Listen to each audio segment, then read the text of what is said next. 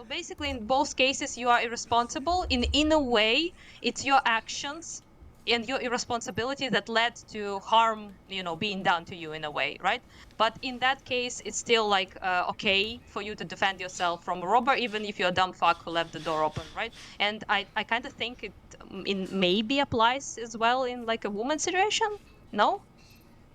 So when people talk about the responsibility condition, there's no univocal usage of the responsibility condition. You have to ask them what those conditions are. So, for example, the people seeds analogy, or leave you're not, you got a good screen, but you're leaving it open. If we analogize that to just someone, saying, okay, well, she's easy, she's spreading her legs, blah blah blah, but she won't actually invite someone in. She won't take someone and bring them inside her, but she'll be like, she'll be,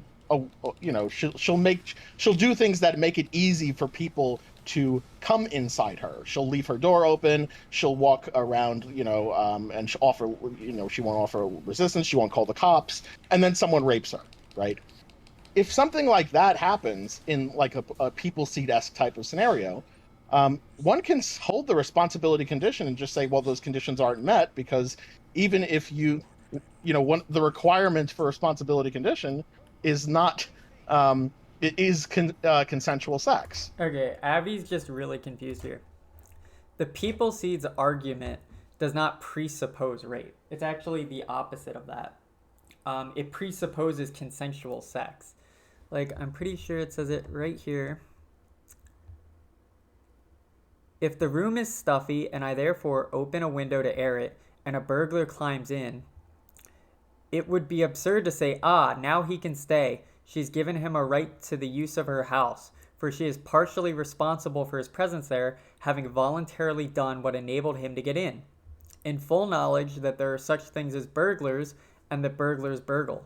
It would be still more absurd to say that if I had bars installed outside my windows precisely to prevent burglars from getting in, and a burglar got in only because of a defect in the bars. It remains equally absurd if we imagine it is not a burglar who climbs in, but an innocent person who blunders or falls in. Again, suppose it were like this. People seeds drift about in the air like pollen, and if you open your windows, one may drift in and take root in your carpets or upholstery. You don't want children, so you fix up your windows with fine mesh screens, the very best you can buy. As it happens, however, and on very, very rare occasions does happen, one of the screens is defective and a seed drifts in and takes root. Does the plant person who now develops have a right to the use of your house? Surely not. So basically, I don't know where Avi got the idea that the people seeds argument presupposes rape, or that it applies in cases of rape. So the analogy is opening your window is like choosing to have consensual sex. Putting a screen up is analogized to using protection like birth control or condoms. So the people seeds argument applies to cases of consensual sex, not rape. So it does take into account the responsibility objection. In fact, she refers to the responsibility objection in the argument. She's saying it would be absurd to say that a person who opens up their window and uses screens and accidentally allows a people seed to drift in should now be required to allow the people seeds in her house. So yeah, let's continue. And yes, while you may have not been responsible in preventing unconsensual sex, it is still, that's not one of my requirements. My requirement for the responsibility condition to obtain is consensual sex. See, the mistake here, though, is the responsibility condition does obtain in the people seeds argument, because in the people seeds analogy, because the person intentionally opens up their windows, which is akin to consensual sex, not rape. Her rape analogy is the violinist argument, or analogy, I keep saying argument. And so, yeah, the people seed analogy is a good analogy for that, but they could just reject that that's one of their conditions. And so that's why the analogy here that's being offered is not the people seed analogy. It's not the analogy in which you just left your door open and a burglar came in. The analogy is you forced the burglar in, right? Okay. Yeah. And now I want to say what I think Avi's analogy is, and I want to say why I think it has multiple uh, things that make it disanalogous to abortion, and I think that a better analogy can be offered. So, his analogy, I think, is a person traps somebody in their house. The person will starve or something unless they eat food out of a fridge. And so they do so. And now the person wants to kill them for being in the house and eating food when they're unwanted. Now, I think there are about 4 problems with this that make it disanalogous to abortion. First of all, when you say that they're trapping somebody in a house, I think it implies intentionality or malice. I know that he probably wouldn't say that because most pregnancies that result in abortion are probably accidental. So I don't think that he would say that that's an intention of his analogy, but it implies malice, which obviously isn't there. The second one is a person, an adult human, is obviously sentient. We don't actually know for sure if fetuses are sentient. They might not be. A third problem is even if fetuses are sentient, that doesn't mean that they're as sentient as an adult human or that they should be considered to have equal moral value. I think that's a common mistake, but I don't think it holds. You can weigh the value of the fetus's life against the harm it causes to the woman, and even taking into account that she's responsible for the circumstances, still think that it causes such harm and that it's of such little value that abortion should still be permitted. Obviously, Avi believes in a hierarchy of sentience. So that's what I would say here, is that fetuses would be extremely low on the hierarchy of sentience. And then the last problem I think I have with his analogy is... Wait, let me think for a minute. What was the last problem?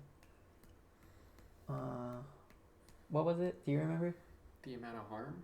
Yeah. Okay, yeah. He says that the analogy is that the person is trapped in a house and is merely existing in the house and eating food. But obviously, this is not similar to the harm that's caused with pregnancy. With pregnancy, there's something unwanted in your body that causes physiological changes. It can prevent you from being able to go to work. Your body expands and swells. It's for a prolonged period of time. It results in birth, which can be extremely painful for people. And I think that pregnancy can be akin to something of a sort of injury.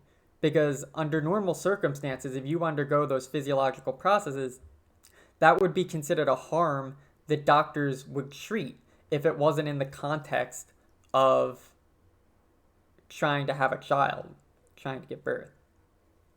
So I think that there's a better analogy that I've come up with that I think captures abortion better.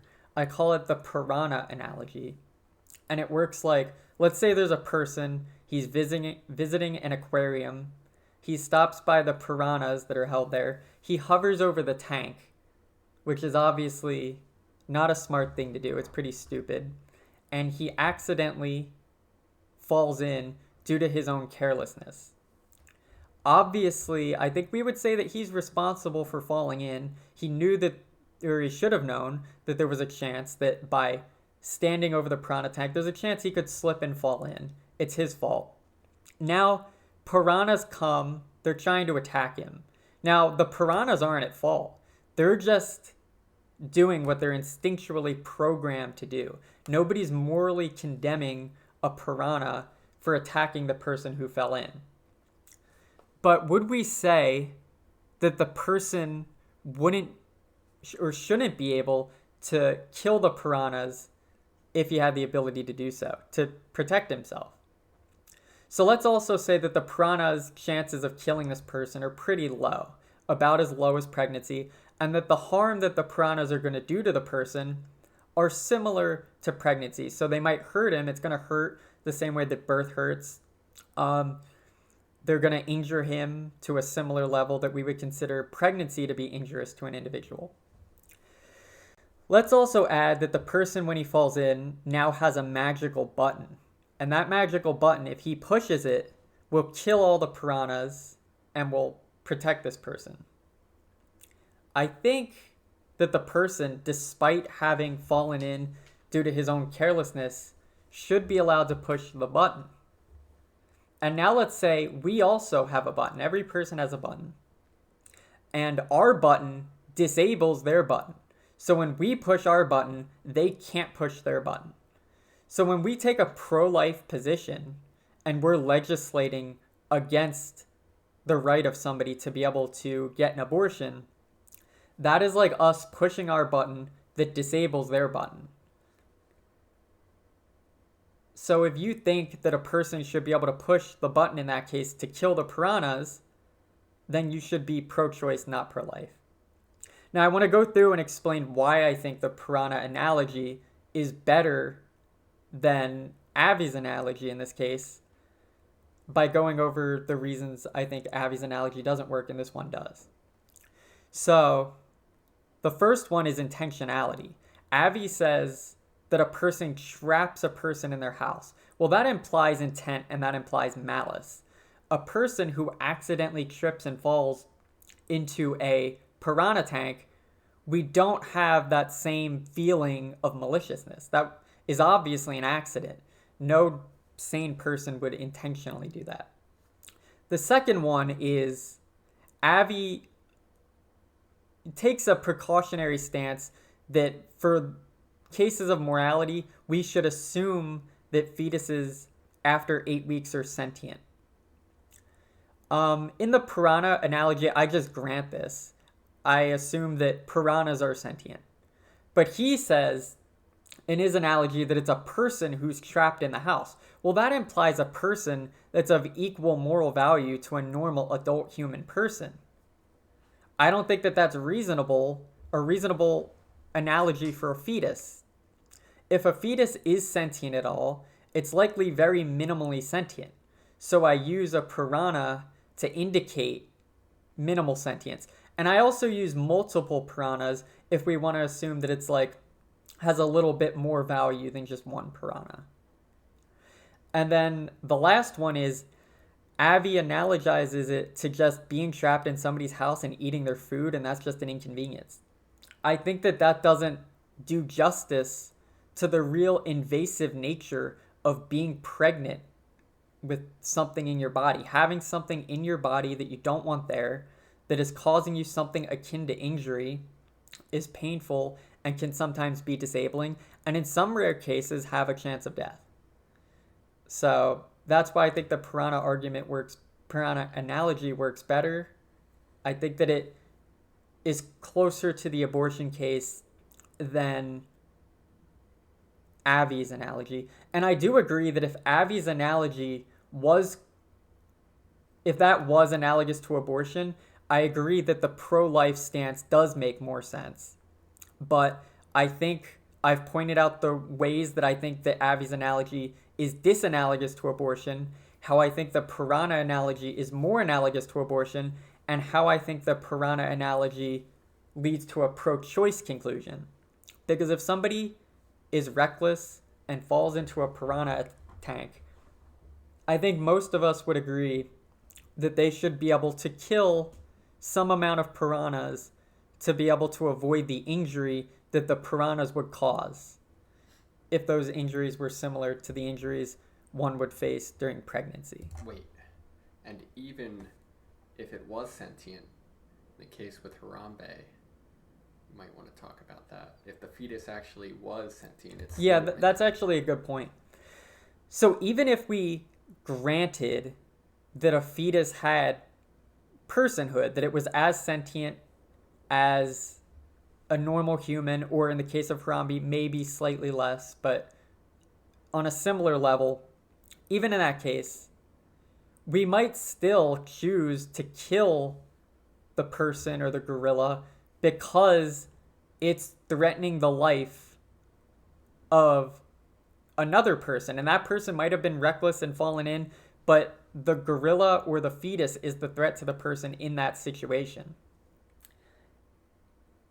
And even if it's a case of recklessness where a person accidentally falls into the gorilla enclosure, we still might side with killing the gorilla to save the person and killing the fetus to protect the woman from the injuries.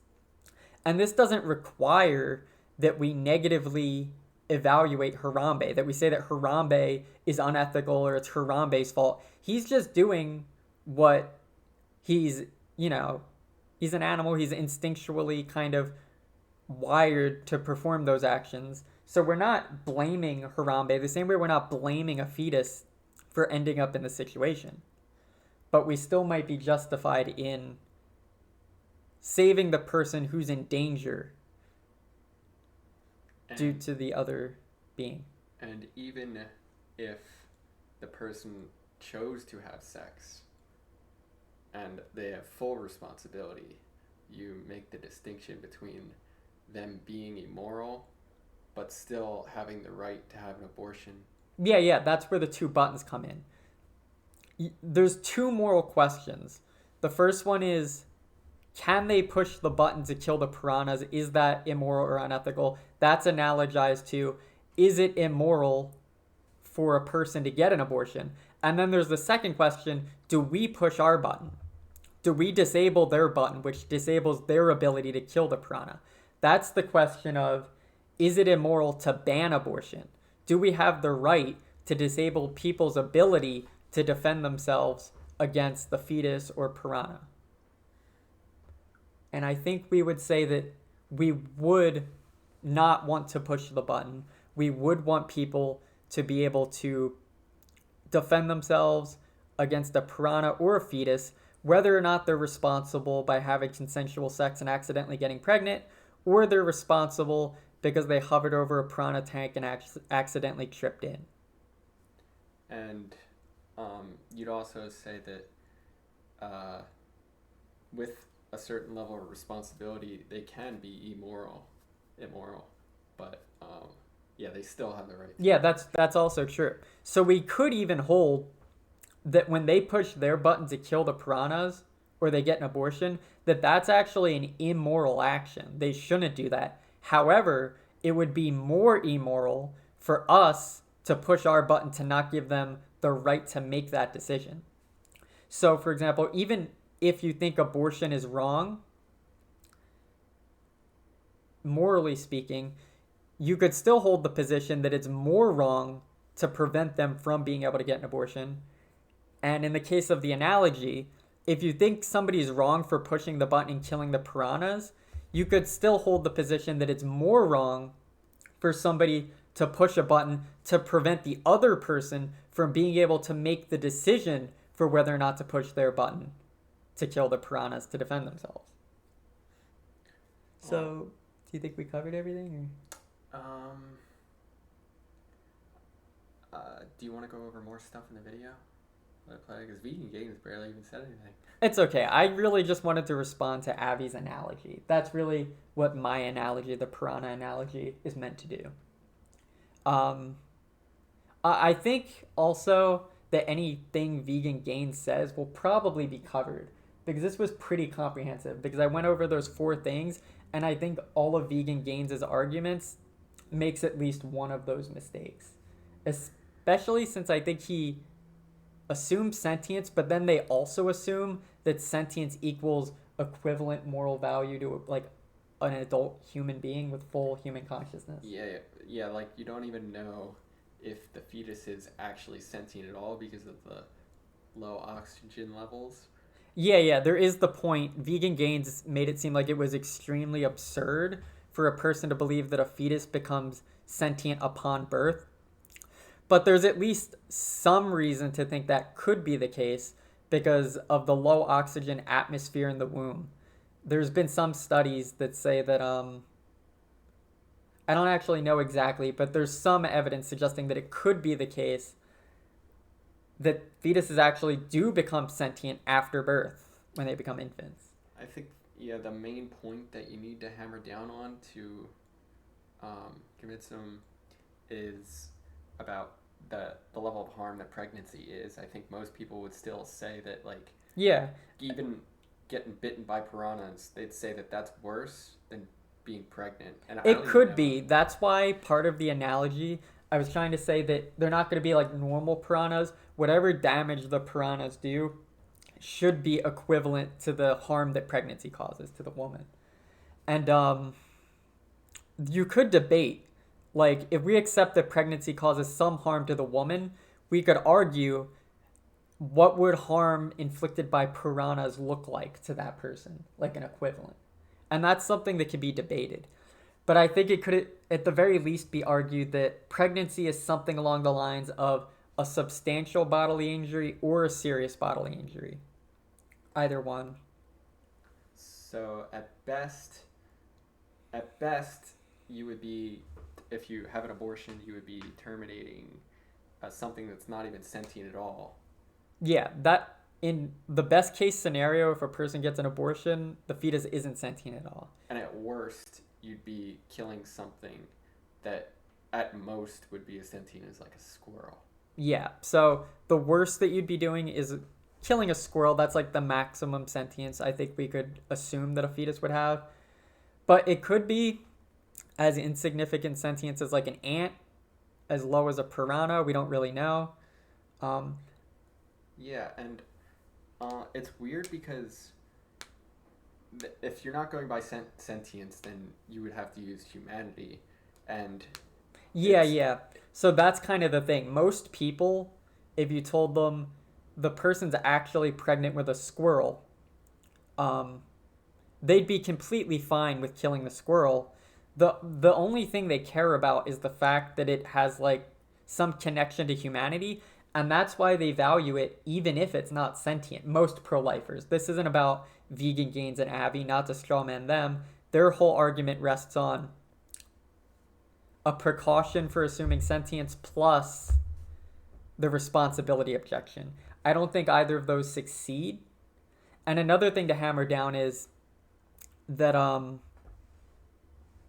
the woman is a fully conscious adult human, and we know that with almost, complete certainty.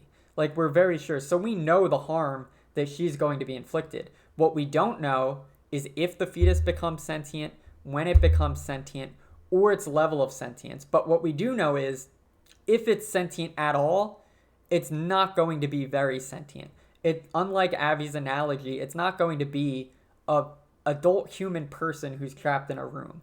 It's going to be at best a squirrel, maybe piranha level, something along those lines. So taking into account those two facts, that the woman is harmed a lot more than Avi's analogy suggests, and that the fetus is going to be much less sentient than an adult human, like Avi's analogy suggests, I think all of these things taken together would lead to a pro-choice conclusion. And I think the piranha analogy kind of shows that. And even if the fetus is sentient, like Harambe, the level of harm would still... Yeah, it's not even clear that even if the fetus did have personhood, that it would be wrong to kill them in self-defense.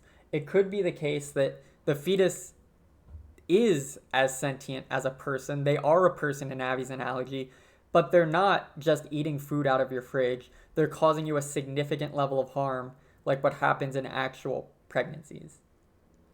Yeah.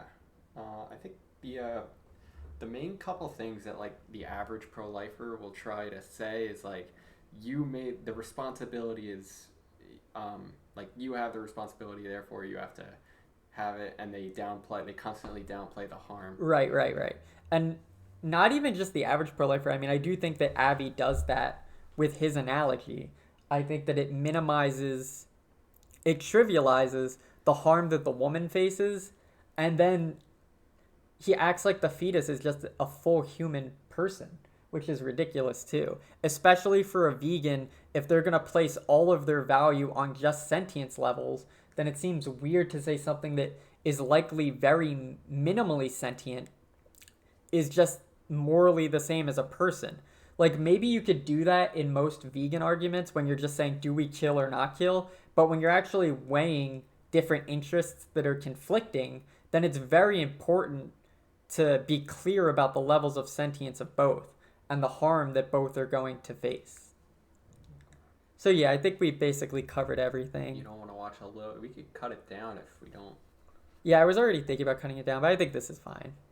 I mean, I think we described, because this is already pretty long, I think we described Avi's analogy, the problems with it, and gave the superior Piranha analogy that I think is better.